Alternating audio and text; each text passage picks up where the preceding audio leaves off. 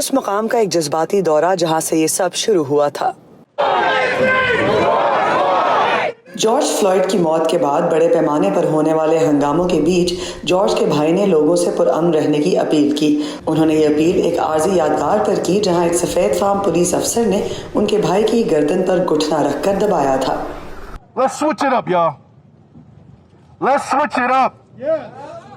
Amen. Do this peacefully. Please. کئی اشروں میں police کے ظلم اور نسل پرستی کے خلاف ہونے والے سب سے بڑے مظاہروں کے دوران مظاہرین کو فکر ہے کہ انصاف کے لیے ان کے مطالبات کہیں تشدد کے ماحول میں دب نہ جائیں۔ جارج فلوئڈ کو ایک جانور کی طرح مارا گیا اور ہم تھک چکے ہیں۔ یہ معمول بن گیا ہے، یہ نیا نہیں، اور ہم یہاں صرف یہ کہنے آئے ہیں کہ ہم اس سے تنگ آ چکے ہیں۔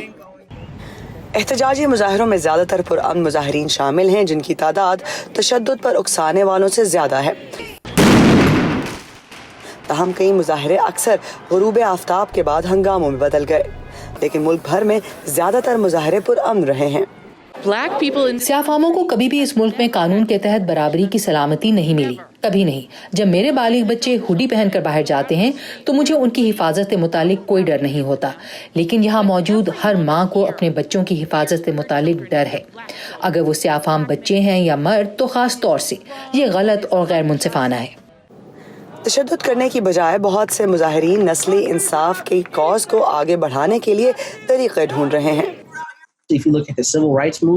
اگر آپ سول رائٹس کی مہم کو دیکھیں تو لوگوں نے اس میں وہ کردار ادا کیا جو کر سکتے تھے۔ کچھ لوگوں نے مہم کی منصوبہ بندی کرنے والوں کے لیے کھانے بنائے کیونکہ یہی ان کی خدمت تھی، دوسروں نے دعا کی، کچھ نے دوسرے کام کیے، اور میں جو کام کرتا ہوں یعنی وکیل کا، تو میں یقینی بنانا چاہتا ہوں کہ اپنی زندگی کے آخر میں مجھے یہ احساس ہو کہ میں نے وہ سب کچھ کیا جو میں کر سکتا تھا۔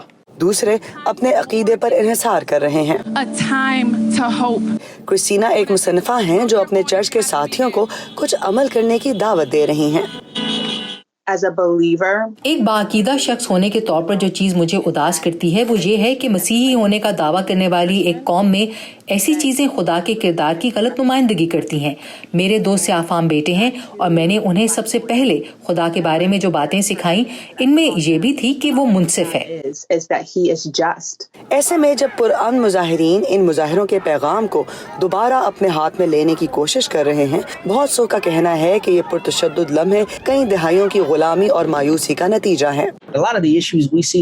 بہت سے مسائل جو ہم دیکھ رہے ہیں وہ نظام کا حصہ ہیں۔ یہ پیچیدہ مسائل ہیں: تعلیمی نظام، ہاؤسنگ کا نظام، جسٹس، سیاہ اور بری رنگت والوں کے لیے اس ملک میں مقدمات کے مختلف فیصلے، یہ سب اس ملک کے آغاز سے ہوتا آیا ہے۔ نظام میں موجود خرابیاں جنہیں دور کرنے میں وقت لگے گا۔